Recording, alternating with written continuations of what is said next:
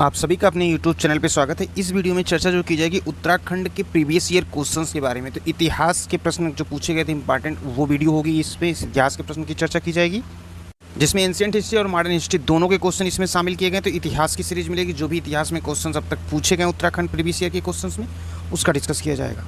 इसी प्रकार से ज्योग्राफी, उसके बाद जो है इकोनॉमिक्स और जो है उत्तराखंड स्पेशल की भी वीडियो आपको जो है मिलती रहेगी। तो चैनल को अगर अभी तक सब्सक्राइब नहीं किया तो चैनल को लाइक, शेयर और सब्सक्राइब कर दें इस प्रकार की वीडियो प्राप्त करने के लिए। चलिए वीडियो को शुरू करते बिना वक्त को जाए के, साथ ही साथ जो है एक एक क्वेश्चन का विश्लेषण करेंगे। उससे जो भी क्वेश्चन बन सकते हैं उसकी भी चर्चा की जाएगी।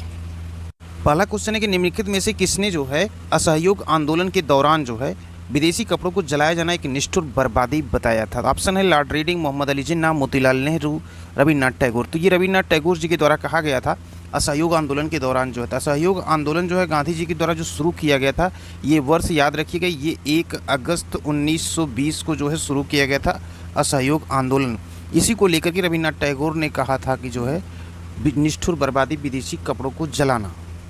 नेक्स्ट है कि भारत छोड़ो प्रस्ताव का आलेख्य बनाया था किसने। तो भारत छोड़ो प्रस्ताव का आलेख्य जो है किसने तैयार किया था, तो इसको जो है गांधी जी ने ही तैयार किया। तो राइट ऑप्शन जो हो जाएगा सेकंड वाला सही हो जाएगा। हुआ ये था कि विश्व युद्ध चल रहा था, 1939 और 45 का पीरियड था, द्वितीय विश्व युद्ध का ये पीरियड कहलाता है। और इसी समय जो है 8 अगस्त का पीरियड था और भारत छोड़ो आंदोलन की आरंभ हो गया था। इसी को लक्ष्य में रखकर गांधी जी ने ब्रिटिश साम्राज्य को समाप्त करने के लिए भारत छोड़ो प्रस्ताव का आलेख्य जो है बनाया था। अगला प्रश्न है कि भारतीय स्वतंत्रता संघर्ष के दौरान निम्न में से किसने गिरफ्तारी के विरोध में काफ़ी संख्या में निहत्थे लोग अमृतसर के जलियांवाला बाग में 13 अप्रैल 1919 को इकट्ठे हुए थे। तो काफ़ी संख्या में जो निहत्थे लोग जो थे इकट्ठे हुए थे, तो यहाँ पे बात हो रही है जो, तो राइट ऑप्शन है सैफुद्दीन किचलू और डॉक्टर सत्यपाल। तो राइट ऑप्शन सी होगा। इसके इतिहास के बारे में जाने तो पंजाब में जो है गांधी जी को जाने के लिए प्रतिबंध लगा दिया गया था उस समय। तो इस वहाँ की जनता में काफ़ी आक्रोश हो गया था। तो उस समय जो पंजाब के लोकप्रिय नेता थे सैफुद्दीन किचलू थे और उसके बाद सत्यपाल थे। ये दोनों लोग जो है वहाँ के बहुत लोकप्रिय नेता थे। तो डिप्टी कमिश्नर को जो बिना किसी वजह के बताए हुए 13 अप्रैल 1919 को जो कि जलियांवाला बाग का कांड हुआ था, बैसाखी दिन जो सभा का आयोजन इन लोगों के द्वारा जो है किया गया था, जनरल डायर के बिना किसी अनुमति के। तो इसी को लेकर उसने क्या कहते हैं अवैधानिक घोषित कर दी। इतिहासकारों का ऐसा मानना है। उसके बाद जो है निहत्थे लोगों पर जो है गोली चलाने का आदेश जो है जनरल डायर के द्वारा दे दिया गया था। तो यहाँ पे एक चीज़ और होता है, रविन्द्रनाथ टैगोर ने जो है यहीं पे क्षुब्ध होकर जो अपने सर की भी उपाधि दी थी जो इनको मिली थी, उसको भी इन्होंने जो है वापस कर दिया था। तो ये चीज़ें थी 13 अप्रैल 1919 को इकट्ठे हुए थे डॉक्टर सैफुद्दीन किचलू, डॉक्टर सत्यपाल के। अगला प्रश्न है कि निम्नलिखित में से कौन कांग्रेस के आधिकारिक इतिहास के रचयिता थे। आधिकारिक इतिहास के कांग्रेस के रचयिता पट्टा भाई सीतारमैया थे। भारतीय राष्ट्रीय कांग्रेस के अगर आधिकारिक इतिहास के बारे में रचयिता पूछा जाएगा तो इन्होंने पुस्तक जो लिखी थी, इनके बुक का भी नाम था कांग्रेस का इतिहास, इसी को इन्होंने जो है लिखा था। तो वह है पट्टा भाई सीतारमैया। अगला प्रश्न, किसने कहा था कांग्रेस पतन के लिए लड़खड़ा रही है, मेरी सबसे बड़ी अभिलाषा है जब तक मैं भारत में हूँ कांग्रेस की शांतिपूर्ण समाप्ति में सहायता करना। तो ये कहा गया था लॉर्ड कर्जन के द्वारा। और इसका पीरियड जो था 1899 से लेकर के 1905 के पीरियड तक था ये। तो कांग्रेस के बारे में इसने यही वक्तव्य कहा था, कांग्रेस पतन के लिए जो है यानी कि मौत की घड़ियाँ गिन रही है और रहते हुए मेरी सबसे बड़ी इच्छा है कि मैं उसे शांतिपूर्वक मदद कर सकूँ। तो लॉर्ड कर्जन का कालखंड था 1899 1905, इसने ही कहा था। अगला प्रश्न है कि स्वराज्य को बतौर राष्ट्रीय मांग सर्वप्रथम रखा किसने था। तो इसको तो दादा भाई नौरोजी ने रखे थे। हुआ ये था कि 1906 का कलकत्ता का अधिवेशन था। कलकत्ता के अधिवेशन में जो है स्वराज की मांग जो है की गई थी और यहाँ पे ये भी कहा गया था कि इन्हीं की अध्यक्षता में ये प्रथम बार जो कांग्रेस की कलकत्ता अधिवेशन की हो रही थी दादा भाई नौरोजी के। और ये दादा भाई नौरोजी यहाँ पे कहते हैं कि हम दया की भीख नहीं मांगते हैं, हम केवल न्याय चाहते हैं। और इसी को लेकर के जो है 1916 में फिर जो है एक लखनऊ में अधिवेशन होता है। तो यहाँ स्वराज की स्पष्ट मांग करते हुए जो है तिलक जी ने कहा था जो है स्वराज्य मेरा जन्मसिद्ध अधिकार है, हम इसे लेकर रहेंगे। अगला प्रश्न है कि गांधी जी ने अपना प्रथम सत्याग्रह जो है आरंभ किया था। तो इस चीज़ को तो सभी लोग जानते होंगे कि मजदूरों के कम मजदूरी दिए जाने के विरोध में जो है गांधी जी सर्वप्रथम जो है जब 1906 में जो है दक्षिण अफ्रीका में जो कानून था वहाँ के संशोधन के संदर्भ में जो है, फिर 1917 में जब राजकुमार शुक्ल के बिहार के चंपारण जाते हैं तो नील खेती में जो था वहाँ के किसानों और यूरोपीय मालिकों द्वारा मजदूरों को जो कम मजदूरी दी जा रही थी उसको लेकर के जो है विरोध किए थे। इसी सत्याग्रह के दौरान जो है रविन्द्रनाथ टैगोर ने जो था महात्मा की उपाधि गांधी जी को दी थी। तो ये भी ध्यान दीजिएगा। वर्ष 1918 में फिर जाके जब अहमदाबाद मिल के मजदूरों के वेतन वृद्धि के लिए आमरण अनशन किया था गांधी जी ने। तो 1917 का कालखंड याद रखिएगा चंपारण, 1918 का अहमदाबाद का और महात्मा की उपाधि रविन्द्रनाथ टैगोर के द्वारा जो है दी गई थी महात्मा गांधी को। बढ़ते हैं नेक्स्ट क्वेश्चन की तरफ। अगला है कि स्वराज पार्टी को संस्थापित किया था, तो किसने किया था? यह स्वराज पार्टी को CR दास तथा मोतीलाल नेहरू के द्वारा किया गया था। इलाहाबाद में जो है वर्ष 1923 में जो है मोतीलाल नेहरू और CR दास के द्वारा जो है इसकी स्थापना की गई थी। कांग्रेस जो है खिलाफत स्वराज पार्टी, जिसे जो है स्वराज पार्टी भी कहा जाता था, इसी नाम से जो है इसको संस्थापित किया गया था मोतीलाल नेहरू और CR दास के द्वारा।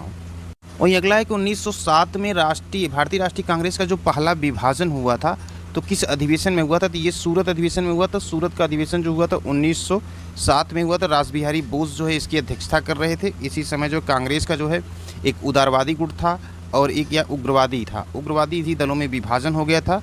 तो सूरत की अधिवेशन जो चल रहा था 1907 में, उसी में भारतीय राष्ट्रीय कांग्रेस का जो है पहला विभाजन होता है। अगला प्रश्न है कि ब्रह्म समाज के संस्थापक थे। ब्रह्म समाज के संस्थापक राजा राम मोहन राय थे।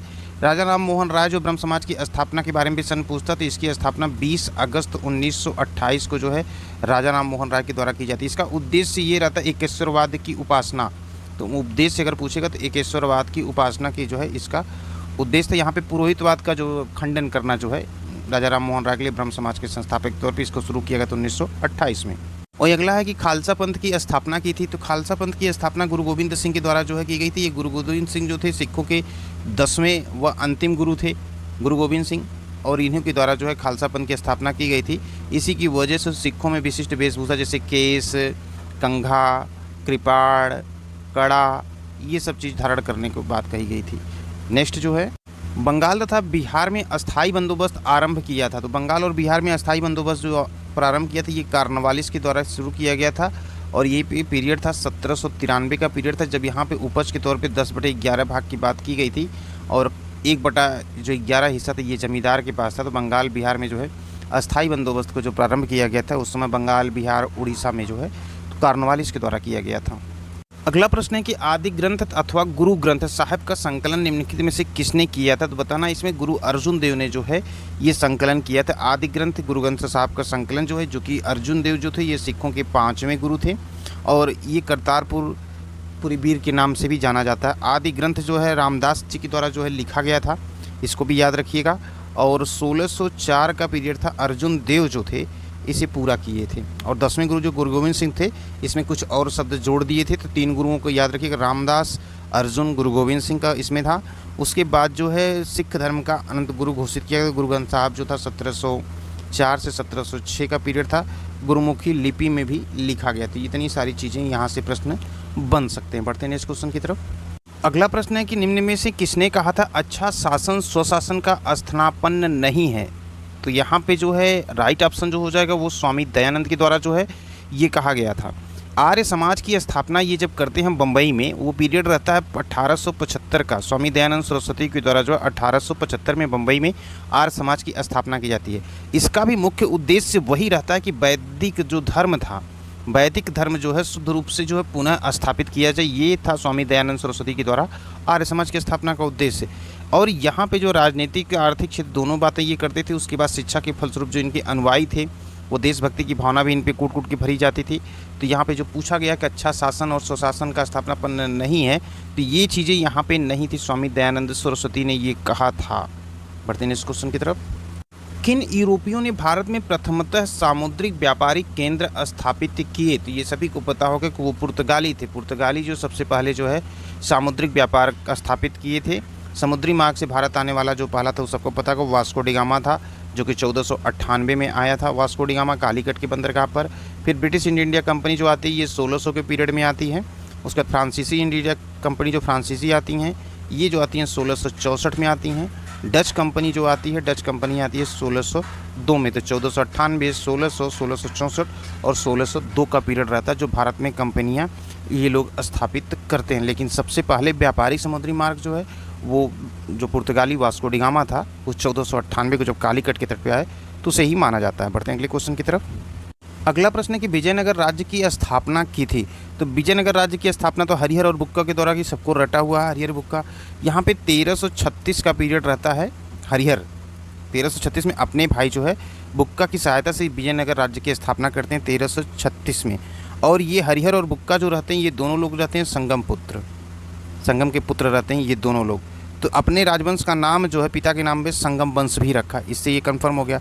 संगम वंश के बाद जो है विजयनगर से जो है सालुव वंश जो आता है, सालुव नरसिंह द्वारा स्थापित किया जाता है, सालुव वंश की स्थापना की जाती है। तो इस प्रकार से जब सालुव वंश की स्थापना हो जाती है तब जाके आगे जो है तुल्लु वंश आता है जो कि तीसरा वंश रहता है, फिर अराडू वंश आता है। इस प्रकार से विजयनगर साम्राज्य का अंतिम राजवंश जो रहता है वो आरवीडू वंश जो है ये सबसे अंतिम शासन रहता है। 1570 से लेकर के 1652 शुरू कब होता है? 1336 से। तो ये चीज़ जो है विजयनगर साम्राज्य का अंतिम राजवंश यदि पूछा जाएगा तो यहाँ पे याद रखिएगा आरवीडू जो है सबसे अंतिम विजयनगर साम्राज्य का अंतिम राजवंश जो था। और इसकी राजधानी यदि पूछा जाएगा तो ये राजधानी थी हम्पी में, और वर्तमान में हम्पी पड़ता कहाँ? तो ये है कर्नाटक में। कर्नाटक में अगर नदी पूछेगा तो तुंगभद्रा नदी है। और तो पुर्तगाली जो है इसे विजयनगर राज्य के नाम से भी जानते थे पुर्तगाली, जैसा कि पिछले क्वेश्चन में पुर्तगाली सबसे पहले आए थे। बढ़ते हैं नेक्स्ट क्वेश्चन की तरफ।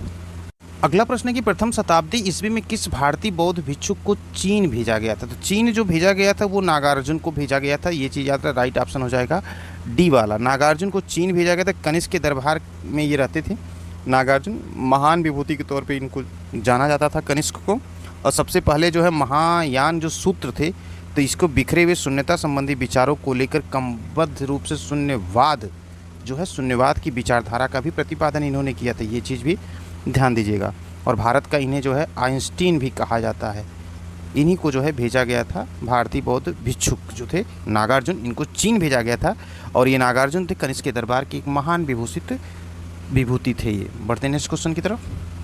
अगला प्रश्न है कि प्रसिद्ध कवि अमीर खुसरो जो है, यहाँ पे पूछा जाए प्रसिद्ध कवि थे अमीर खुसरो किस बादशाह के दरबार से संबद्ध थे? तो गयासुद्दीन बलबन के दरबार में रहते अमीर खुसरो का जन्म सबसे पहले ये पूछा जाता है। तो इनका जो जन्म हुआ था पटियाली नामक स्थान पर इनका जन्म हुआ था। खुसरो जो है पहला मुसलमान था जिसने भारतीय होने का दावा किया था। यहाँ पे कुछ कहानियाँ ये कि शेख निजामुद्दीन औलिया के प्रिय शिष्य थे और औलिया ने इन्हें जो है तुर्कुल्लाह की जो उपाधि थी, ये भी चीज़ याद रखी, कभी कभी पूछ लिया जाता है। और अमीर खुसरो ने ही जो है 6 सुल्तानों का जो है शासन देखा था, ये भी था। तो अमीर खुसरो के बाद जो है बलबन के राज दरबार से संबंध हो गए थे। उसके बाद जो है धीरे धीरे कई राज दरबारों के ये संबंध हो गए। तो यहाँ जो पूछा कि खुसरो किस बादशाह के दरबार से संबंध है, तो यहाँ पे गयासुद्दीन बलबन जो है राइट ऑप्शन हो जाएगा। बढ़ते हैं नेक्स्ट क्वेश्चन की तरफ। अगला प्रश्न पूछा जा रहा है स्यादवाद सिद्धांत। तो पहले जानिए स्यादवाद का संबंध तो होता है ये जैन धर्म का सिद्धांत है। तो राइट ऑप्शन जो हो जाएगा सी वाला हो जाएगा। स्यादवाद जो है ज्ञान सापेक्ष का सिद्धांत है और यहाँ पे इसका आशय ये होता है कि जो सीमित बुद्धि युक्त प्राणी है उसे किसी वस्तु के विषय में जो परामर्श करता है वो किसी प्रसंग से ही करता है, ऐसा माना गया स्यादवाद में। और वह प्रसंग ही सत्य होता है, यानी कि मानव ज्ञान जो है प्रसंग सापेक्ष है, ऐसा जैन धर्म में माना गया है। लेकिन सत्यता किसी विशेष दृष्टिकोण से ही हो सकती है उसमें। बढ़ते हैं इस क्वेश्चन की तरफ। अगला है ये क्वेश्चन तो काफ़ी बार हर जगह देखे हूँ, सत्यमेव जयते शब्द किस उपनिषद से जो है लिया गया है? तो यहाँ पे मुंडको उपनिषद से लिया गया, कहीं मुंडक है तो कहीं मुंडको उपनिषद से लिया गया। इसका अर्थ होता है सत्य की ही सदैव विजय होती है। और भारत का जो अशोक चिन्ह है वहाँ पे भी सारनाथ में स्थापित सिंह स्तंभ जो है वहीं से इसको लिया गया है। भारत सरकार द्वारा जो है इसको 26 जनवरी 1950 को जो है अपनाया गया था राज चिन्ह।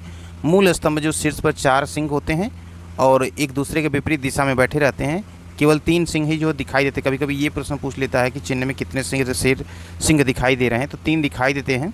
और यहाँ पे जो फलक के नीचे जो पार्ट होता है वहीं पे जो हम मुंडको उपनिषद के सूत्र वाक्य जो है सत्यमेव जयते को जो है देवनागरी लिपि में लिखा गया है। तो इतने प्रश्न आप बन सकते हैं, कौन सी लिपि में लिखा गया है और अशोक के स्तंभ में कहाँ लिखा गया, अशोक के स्तंभ में कितने सिंह दिखाई देते हैं, भारत सरकार द्वारा इसे कब अपनाया गया था और ये कहाँ से लिया गया है। इतने सारे प्रश्न यहाँ से बन सकते हैं। बढ़ते हैं अगले क्वेश्चन की तरफ। अगला प्रश्न है कि भारत में ब्रह्म समाज की स्थापना किसने की थी, इनमें से बताना है। तो ब्रह्म समाज की स्थापना राजा राम मोहन राय, जैसा कि इसके पहले भी क्वेश्चन में इसको डिस्कस किया गया, 1828 के पीरियड में इन्हों के दिया गया। और मुगल सम्राट जो अकबर द्वारा जो है राजा राम मोहन राय को राजा की उपाधि दी गई थी, लेकिन अकबर द्वितीय के द्वारा, ये चीज़ ध्यान दीजिएगा, तो इनको राजा की उपाधि जो है दी गई थी। और केशव चंद्र सेन जो थे वो आदि ब्रह्म समाज की स्थापना किए थे। तो याद रखिएगा ब्रह्म समाज की स्थापना राजा राम मोहन के द्वारा 1828 में किया गया था। आदि ब्रह्म समाज की स्थापना केशव चंद्र सेन ने की थी। और राजा राम मोहन राय को नवजागरण का अग्रदूत भी कहा जाता है, क्योंकि जाति प्रथा सती प्रथा को लेकर के इन्होंने विरोध किया था। और अकबर द्वितीय के द्वारा जो है इनको राजा की उपाधि दी गई थी। अगला प्रश्न है कि मुगल प्रशासन के दौरान जिले को किस नाम से जाना जाता है। तो मुगल प्रशासन के तौर पे जब जिला जो था उसे सरकार के तौर पे जो जाना जाता है, यहाँ पे राइट ऑप्शन जो हो जाएगा डी हो जाएगा, सरकार। मुगल काल की स्थापना से पूर्व जो उत्तर भारत में सरकार जो एक प्रशासनिक इकाई की उत्पत्ति थी और अकबर ने ही इसी व्यवस्था में सुधार कुछ किए थे। तो यहाँ पे जो है सरकार कहा जाता था किसको, जिले को किस नाम से जाना जाता है, तो सरकार के नाम से जो है जाना जाता है। बढ़ते हैं नेक्स्ट क्वेश्चन की तरफ। अगला प्रश्न है कि त्रिपुरी संकट की समाप्ति के बाद कांग्रेस का अध्यक्ष किसे चुना गया था। तो जब त्रिपुरी संकट समाप्त हुआ 1939 का पीरियड था, उसके बाद जो है कांग्रेस का जो अध्यक्ष चुना गया था उसमें राजेंद्र प्रसाद को जो है चुना गया था। महात्मा गांधी के जो समर्थित उम्मीदवार थे पट्टाभाई सीतारामैया थे, इन्हीं को पराजित करके दूसरी बार निर्वाचित हुए थे राजेंद्र प्रसाद। गांधी जी से सुभाष चंद्र जी का, जैसे इतिहास में पढ़ेंगे, सुभाष चंद्र बोस जी का मतभेद था, तो कांग्रेस पद उन्होंने त्याग पत्र दे दिया था और बाद में जाके जो फॉरवर्ड ब्लॉक की स्थापना सुभाष चंद्र बोस ने की थी। तो गांधी जी के स्थान पर समर्थक डॉक्टर राजेंद्र प्रसाद को भारतीय राष्ट्रीय कांग्रेस का जो है अध्यक्ष जो है बनाया गया था त्रिपुरी संकट के समाप्ति के बाद वर्ष 1939 में। बढ़ते हैं नेक्स्ट क्वेश्चन की तरफ। अगला है कि आज़ाद हिंद फौज का प्रथम सेनापति था। तो प्रथम सेनापति मोहन सिंह थे, काफ़ी बार इसको पढ़े होंगे। 15 फरवरी 1942 का जो पीरियड रहता है सिंगापुर का पीरियड रहता है, और सिंगापुर के पत्तन पर जो है कैप्टन जो थे मोहन सिंह को सुपुर्द कर दिया था। कैप्टन फौजीवार ने जो है मोहन सिंह को जो सुपुर्द किया गया था। तो याद रखिएगा आज़ाद हिंद फौज के प्रथम सेनापति मोहन सिंह थे। तो आप देख रहे थे उत्तराखंड के PYQ यानी कि प्रीवियस ईयर के क्वेश्चंस इतिहास के, जिसमें एंशिएंट हिस्ट्री और मॉडर्न हिस्ट्री के जो प्रश्न पूछे गए थे, साथ साथ मिडल के भी कुछ क्वेश्चन शामिल किए, यानी कि उत्तराखंड के प्रीवियस ईयर के क्वेश्चंस जो भी हिस्ट्री के पूछे गए सारी वीडियो आपको मिलती रहेगी। ये पहली वीडियो थी PYQ में जो कि हिस्ट्री की थी, बाकी PYQ की और वीडियो पड़ी तो उसको जरूर देख लीजिएगा, क्योंकि अगर प्रीवियस ईयर का क्वेश्चन नहीं हल करेंगे तो आपको ये नहीं पता किस टाइप के क्वेश्चंस को पढ़ना है। कभी कभी हूबहू उसी को पूछ लिया जाता है, इसीलिए कुछ डिस्क्राइब करके जो है प्रश्नों को बताया जाता है कि उसी बीच से क्वेश्चन बन सकते हैं। तो मिलते हैं फिर अगली वीडियो के साथ। इस वीडियो को यहीं पर करते हैं समाप्त। चैनल पर अगर पहली विजिट करें तो चैनल को लाइक शेयर और सब्सक्राइब करें।